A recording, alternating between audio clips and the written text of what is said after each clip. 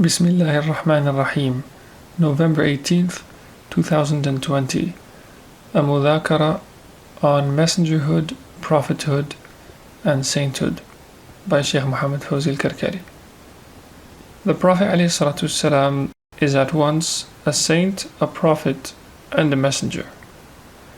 He was first a saint, then he received prophecy and naba'. And when he received his prophecy, this rendered his sainthood non-manifest or batin. Then he received messengerhood or risala. When Muhammad ﷺ lays down laws, when he legislates, he does so as a messenger. That's his messengerhood. When he explains, for instance, that a beautiful deed is like a palm tree in the garden, or when he says that the width of the garden is X, or that the size of a tree of the garden is so many hundred years, the distance of a horse's journey, that's prophecy. As for his sainthood, it's the dot from which both prophethood and messengerhood issue or come to manifest. In a parallel manner, the divine name Allah is light. It's not the alif, the lam, and ha. Those correspond to the mishkat, misbah, zujaja, the niche, the lamp, the glass container. The people who understand messengerhood or risala will reject you when you say such things. They may be a Muslim who have memorized the Quran, a scholar of the Sharia, but they'll still reject it. They affirm messengerhood, but they can't accept sainthood, wilaya. Now, when you study the significance or the readings of the different letters of the divine name, the 10 readings of the alif, the 10 readings of the ha, the 10 readings of the lam, and so on, you're just still at the phase of the naba', you could say of prophethood. You're reading the exemplification of the prophethood of the name, mathalu naba'il ism, and you're working on, or you're cultivating knowledge of the secrets of the name. They are the secret of the prophethood aspect of the divine name. Asrar nubuwat al-ism or asraru naba' al-ism, the secrets of the naba', the content of prophecy of the name. When you reach the treasure dot and nuqta above the alif, which we call the musallamat, or the undisputed principles, they are the spring source of the name itself, and the name manifests from the treasure dot above the alif, which trickles down or leaks down and inscribes the divine name Allah. When you read the name in its entirety from the ha through the 2 lams and the alif, you enter into these musallamat, these uncontested principles, and now you read wilaya, sainthood, because sainthood is the treasure dot, or the dot consists of or comprises the readings of sainthood. To understand the relationship between sainthood, messengerhood, and prophethood, you should contemplate the story of the encounter between Sayyiduna Musa and Al-Khidr. Now, Moses was a prophet and a messenger. Outwardly, he knew the divine name Allah. He knew messengerhood and prophethood. He knew the levels of the niche, the lamp, the glass container, and the resplendent planet. He carried the secrets of the letters alif, lam, ha. Then God showed him that Al-Khidr is the treasure dot, he's the nuqta. And he decided to follow him in order to learn some of his knowledge. Why didn't Al-Khidr alayhi salam teach Sayyidina Musa alayhi salatu salam the secrets of the name? Because he knew them already. He knew the secrets of messengerhood and prophethood. If Khidr had started manifesting the name Allah and telling Sayyidina Musa, here's the ha of identity, this is the lam of gnosis, here's the fasl and the wasl, separation and union, Musa would say alayhi salatu salam, we already know that, you have nothing to teach us. Their encounter then is the meeting of messengerhood and prophethood speaking with, or it's meeting with sainthood. It's the encounter of al-risala and nubuwa with wilaya. The two are separated, just as there's a separation between the treasure dot above the alif and the alif itself and the name, or just as there's a separation or a gap between the dot under the ba and then the arc of the ba itself. Take the example of the Prophet ﷺ. He's at once a saint, a prophet, and a messenger. And the separation or differentiation and distinction of his sainthood is in the person of Sayyidina Ali ﷺ. Now, prophethood and messengerhood are outward manifestations of sainthood. They are the outward aspect of wilaya. The inward dimension of prophethood or prophecy and messengerhood remains non-manifest. A saint, therefore, practices the outward aspect of sainthood, zahirul wilaya, and must pray and perform the outward legislations of the Sharia. He must embody the injunctions of prophethood and messengerhood. Show me some saint who doesn't pray and fast and perform the Hajj. That's his official function. He must do these things. Those are the outward aspects of wilaya.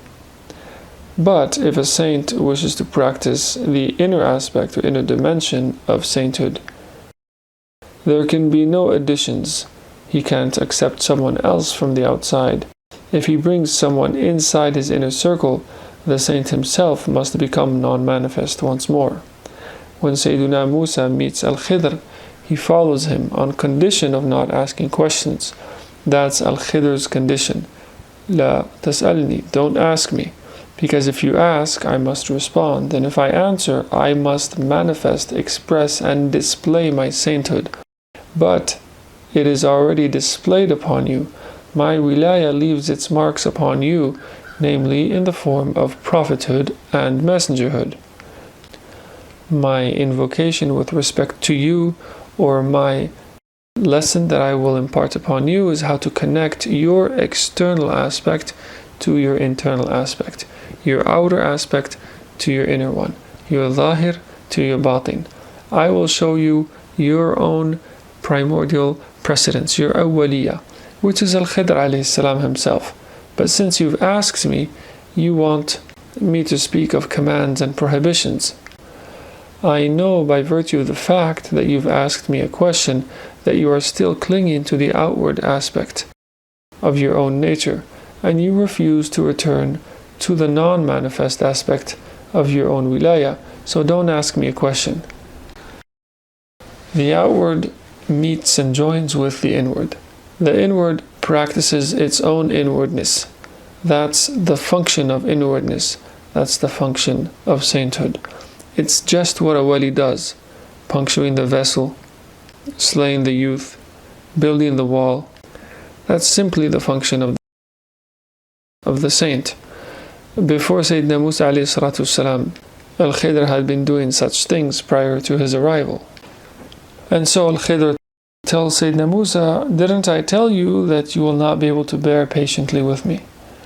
You cannot remain in the inward, in the batin fully, because you are the outward aspect with your prophecy, your prophethood, and your messengerhood. And Musa alayhi salatu salam responds and he says, I forgot. Please don't take me into account. I am arguing with my own zahir. My contention issues from my outward aspect. In a similar manner, the murid comes to the Shaykh and says, "O Shaykh, show me the reality of my lower self, of my nafs, of my soul." Then the Shaykh says, "Sure, follow me and don't ask questions." Then when the Shaykh begins to unveil the soul of the murid begins to huff and puff. And when the Shaykh says, "Why did you do this? Why are you huffing and puffing?" the murid will say, "The Prophet ﷺ did this and he did that." Here you have a manifestation of the zahir once more in this encounter between the murid and the Shaykh. Musa ﷺ meets Al-Khidr.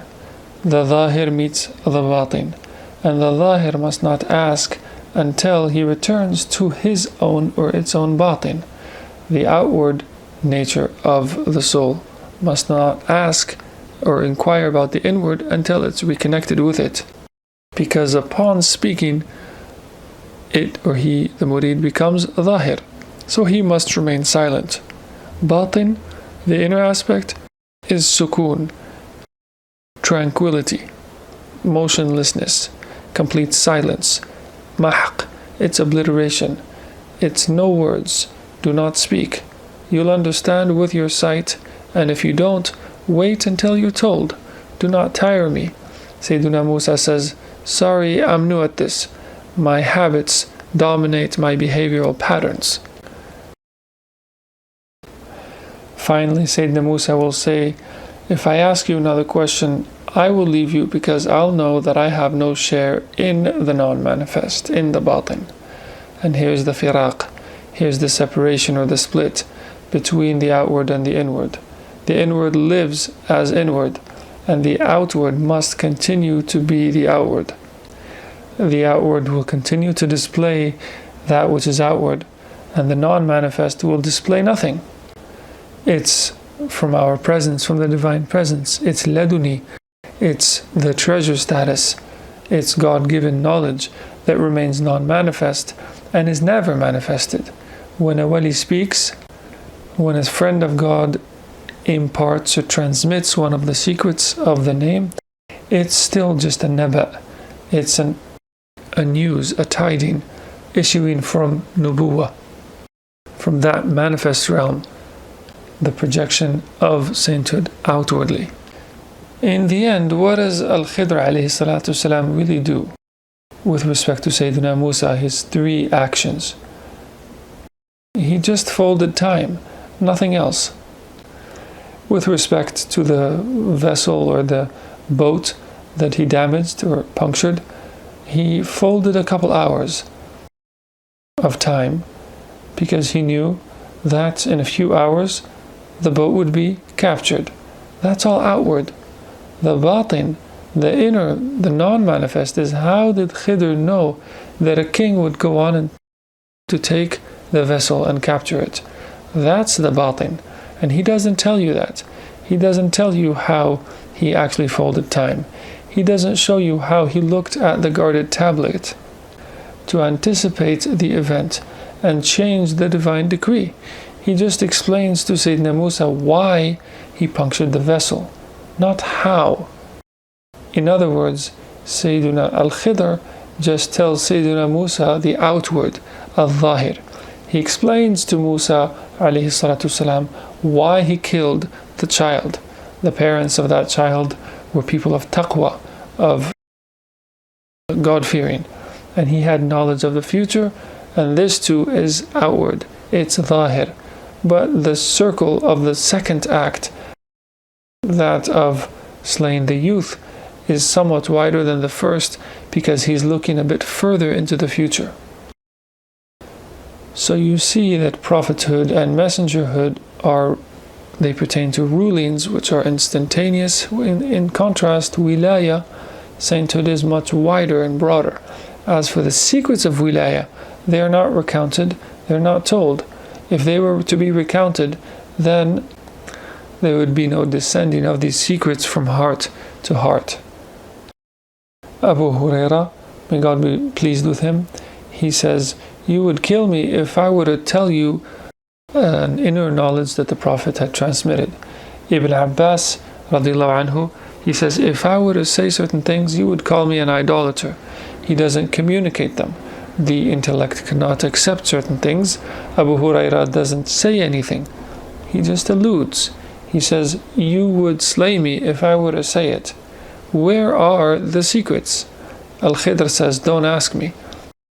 I don't have an answer that can be expressed in the way you ask the question. It's a tadalli, it's a descent, a connection from a heart to a heart. How? Through grasping the principles of wayfaring of the heart, the spirit, and the soul. It's the path, it's wayfaring, it's the branches of faith. This is why when a murid recounts his or her experiences and disclosures, tajalliyat, he says, I see galaxies, I see worlds, I see suns and moons and so on, and I enter into the earth and I find caves in it and so on. These are all naba. He's giving news. The Prophet ﷺ spoke of his mi'raj, of his nocturnal ascent. But the secrets of wilaya in that event is the ihtiraq, it's the burning, it's the jabarut, the realm of invincibility. Sayyiduna Ibrahim ﷺ was thrown into the fire. He's the intimate friend of God, the greatest example of the secrets of sainthood. Kuni bardan wa salama, be cool and safe for Ibrahim. When God says that to the fire, that's naba. It's the news that's imparted by prophecy. Ibrahim ﷺ remains for 3 nights and days in that fire. All of that is naba. Sayyiduna Ibrahim comes out of the fire just as he entered it, and in fact he felt a love and a yearning and a tranquility, a sakina therein in the fire. And even if Sayyidina Ibrahim were to explain, and even when he tells us that an angel came and placed a cloak over him, the cloak of invincibility and inaccessibility and protection that protected him from the fire, that too is none other than naba, information, news about his prophethood. Even if we were to affirm that explanation and to say that's why he was protected from the fire, where is the sainthood, the wilaya of the fire that became the solace and the sakina and the tranquility for Sayyiduna Ibrahim alayhi salatu wasalam? The breath, the life of breath, the nasama that begins this is kuni, be, not bardan wa salama, not cool and safe for Sayyiduna Ibrahim. It's kuni. The bardan wa salama is the madhar, it's the external appearance or the manifestation site. The same applies to the verse, it's like kun fayakun. The kun and then fayakun. But beyond that, even, where is the wilaya, where is the sainthood? It's found in إِذَا دَعَانِ أُجِيبُهُ. When he calls upon me, I respond to him. When he seeks refuge in me, I give him refuge. After wayfaring, after suluk, after the path to God, he becomes a hajir, a disclosure of beauty and intimacy with God. When he supplicates, God responds. Kuni bardan wa salama. Be cool and safe. Who says it? In this sense, it's Sayyiduna Ibrahim alayhi salatu wasalam. If you understand this at a deeper level, when he was thrown, put into the catapult and thrown into the fire, who says Kuni bardan wa salama? He is the outer manifestation site of the real. He is the disclosure site of Allah Ta'ala. His tongue is the tongue of the real. His movements and his motionless states are all from God. He is an exemplification of God on the earth. He is from God to God, extinguished in God, returning to his Lord. Another point concerning this image of Sayyidina Ibrahim placed in the catapult about to be cast into this pit of fire, your presumption of good faith, your husnul dhan, determines your return. It determines your state of return. It's your catapult. Your intention is, let's say, the garden. If that's your intention, then you will not pass beyond it. You're going to be catapulted into the garden. If your intention is spiritual companionship with the Prophet ﷺ in the garden, then you will be cast into the day of increase, Yawmul Mazid. Sayyidina Ibrahim ﷺ's niyyah is that exalted. Kuni bardan wa salama. The Prophet ﷺ says, if you were to request, if you are to ask for the paradise, then ask for Firdaus. Ask for the highest level of the garden. From there, you will enter into the day of increase, Yawmul Mazid. It's that additional day, the encounter with the real, the ultimate station. From here to there, to the day of increase, is the path to God. All of it, prophethood, faith in God, the first principle, the goal, the angels, the road, the books, the messengers, the last day, all of it is the path to God. When the Prophet ﷺ, prior to his death, says, I'm returning to the sublime companion, to Ar-Rafiq al-A'la, he says, I want neither the garden nor paradise al-Firdaus. Those are all way stations. They aren't his goal. But when you arrive at Ar-Rafiq al-A'la, the sublime supreme companion, that's wilaya, that's friendship, sainthood. Allahu wali, God is the friend of those who believe. Ar-Rafiq, the sublime kind companion, is Allah. Allahu wali. Ar-Rafiq, Allah, equals Allah wali. If you renounce all things and return to the supreme reality, then you are a wali. اللهم صل على سيدنا محمد وعلى آل سيدنا محمد كما صليت على سيدنا إبراهيم وعلى آل سيدنا إبراهيم وبارك على سيدنا محمد وعلى آل سيدنا محمد كما باركت على سيدنا إبراهيم وعلى آل سيدنا إبراهيم في العالمين إنك حميد مجيد.